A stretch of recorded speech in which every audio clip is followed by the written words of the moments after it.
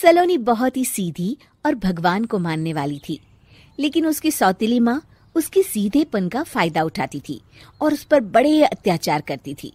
जरा सी चूक हो जाने पर उसकी खूब पिटाई करती। अरे सुनते हो, कोई लूला लंगड़ा देख इसकी शादी तय करो और इसे इस घर से बाहर का रास्ता दिखाओ। सलोनी के पिता जानते थे कि मीना एक चांडाल औरत है, इसलिए वो एक अच्छा घर देख सलोनी की शादी कर देते हैं। लेकिन वहां भी सलोनी से जलने वालों की कमी नहीं थी। सलोनी की ननद निकिता उसे बिल्कुल पसंद नहीं करती थी। सलोनी, बात तो सुनो जरा। जी कहिए। आज शाम को मेरे बॉस खाने पर आ रहे हैं। ध्यान रहे उनकी खातिरदारी में किसी प्रकार की कोई कमी नहीं होनी चाहिए। जी आपने कह दिया, बिल्कुल वैसा ही होगा। शाम को सलोनी जैसे ही गैस पर खाना चढ़ाकर वहां से जाती है अभी इसके खाने का स्वाद बढ़ाती हूँ। निकिता गैस की आंच तेज कर देती है।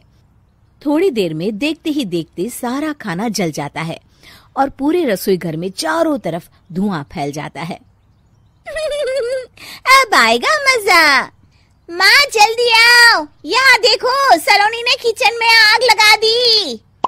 अरे तेरा सत्यानाश हो, कल मुही तूने ये क्या कर दिया? सलोनी की सास उसे बहुत डांट फटकार लगाती है। तभी मोहन अपने बॉस के साथ घर में प्रवेश करता है। अरे भाई मोहन, ये क्या तुम्हारे घर का क्या हाल हो रखा है? लगता है खाना जल गया है। चलो खाने का प्रोग्राम कैंसिल करो, मैं अपने घर जाके खा लूंगा। सर दरअसल सर मुझे माफ कर दीजिए। अरे कोई बात नहीं, घरों में ये छोटी मोटी बातें होती रहती है। मैं समझ सकता हूँ, फिक्र मत करो, मैं नाराज नहीं हूँ और इस बात का तुम्हारे प्रमोशन पर भी कोई असर नहीं पड़ेगा। चलो अब चलता हूँ मैं। बॉस के जाते ही मोहन सलोनी पर भड़क उठता है और उसे खूब खरी खोटी सुनाता है। भगवान, मेरी माँ तो कहती थी कि अच्छे लोगों के साथ हमेशा अच्छा होता है, फिर मेरे साथ ही बुरा क्यों होता है? आखिर मेरी गलती क्या है? तभी आकाशवाणी होती है। बेटी, अब तुम्हें कोई दुख नहीं दे पाएगा। तुम्हारा बुरा सोचने वाले के मन की सारी बातें तुम पहले ही जान जाओगी। अगले दिन सलोनी निकिता को चाय देने उसके कमरे में जाती है। तब निकिता के मन में कुछ बातें चल रही थी। कल तो मैंने सिर्फ खाना जलाया था, अब तू देखती जा सलोनी, तेरा इस घर में जीना हराम कर दूंगी। अच्छा, तो ये बात है, अब इसे सबक सिखाना ही पड़ेगा। कुछ दिनों के बाद, सलोनी, मेरे कपड़े जल्दी से प्रेस कर दो, ऑफिस के लिए देर हो रही है।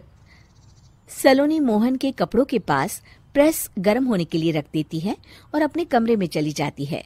तभी हॉल में निकिता आती है। सलोनी चुपके से उसे देख रही होती है। आज अगर मैंने ये कपड़े जला दिए तब तो पक्का मेरा भाई इस सलोनी की बच्ची को धक्के मार के घर से बाहर निकाल देगा। अरे तू क्या मुझे निकलवाएगी? महादेव है मेरे साथ। ठहर जा निकिता, आज तो तेरी खैर नहीं। सलोनी अपने पति मोहन को बुला लाती है और निकिता की सारी करतूत दिखाने लगती है।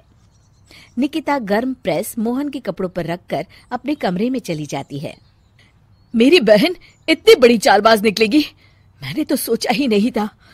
मुझे माफ कर दो सलोनी, मैं तुम्हें गलत समझ रहा था। मोहन निकिता को बुलाकर उसे खूब डांट फटकार लगाता है। उस दिन के बाद से सलोनी की जिंदगी पूरी तरह बदल जाती है। सलोनी हर किसी के मन की बात सुन लेती थी। दूसरी तरफ निकिता का कोई भी दांव सलोनी पर नहीं चलता था और आखिरकार वो भी सलोनी के आगे घुटने टेक देती है। फिर एक दिन सलोनी की सास की सहेली ममता अपनी बहू कविता के साथ वहां आती है। कविता मन ही मन कहती है, अरे ये बुढ़िया पागल है जो मुझे यहाँ लेके आ गई। कहाँ मैं अपनी किटी पार्टी छोड़ के इसके साथ यहाँ मरने आ गई। पता नहीं कब तक इसे झेलना पड़ेगा। अरे ये जल्दी मरे और इसकी सारी जायदाद मेरे नाम हो जाए। सलोनी कविता की सारी बातें सुन लेती है। अरे कविता, तुम अपनी सास की जायदाद के लिए उन्हें झेल रही हो और उनके मरने का इंतजार कर रही हो। ये तो गलत बात है। सलोनी की बात सुनकर कविता बिना देर किए कहती है, अरे ये तुमने कैसे सुन लिया? ये सारी बातें तो मैं अपने मन से बोल रही थी। तुमने कैसे सुन लिया? बस फिर क्या था, ये सुनते ही कविता के बगल में बैठी उसकी सास उसकी चोटी पकड़ लेती है। क्यों रे कलमुही, तू मेरे बारे में ये सब सोचती है? मम्मी जी, मुझे माफ कर दीजिए। बड़ी आई मेरी जायदाद लेने वाली, मैं आज ही अपने वकील को बुलाकर सब कुछ छोटी बहू के नाम कर देती हूँ। चल घर चल, आज तेरी अच्छी खबर लेते हूँ। इस तरह सलोनी लोगों के मन की बातें सुन लेती थी, लेकिन धीरे धीरे सलोनी को एहसास होता है कि उसके आसपास के सारे लोग एक दिखावे की जिंदगी जीते हैं और सब एक दूसरे के बारे में बुरा ही सोचते हैं। हे भगवान, दुनिया में कैसे लोग हैं? सबके मन छल कपट से भरे हैं। मैं तो लोगों के मन की बातें सुन सुनकर तंग आ चुकी हूँ। मैं अपनी जिंदगी में अब बहुत खुश हूँ। अब आप मुझसे ये शक्ति वापस ले लीजिए भगवान। इस तरह भगवान सलोनी को दी हुई शक्ति वापस ले लेते हैं और सलोनी एक आम जिंदगी जीने लगती है।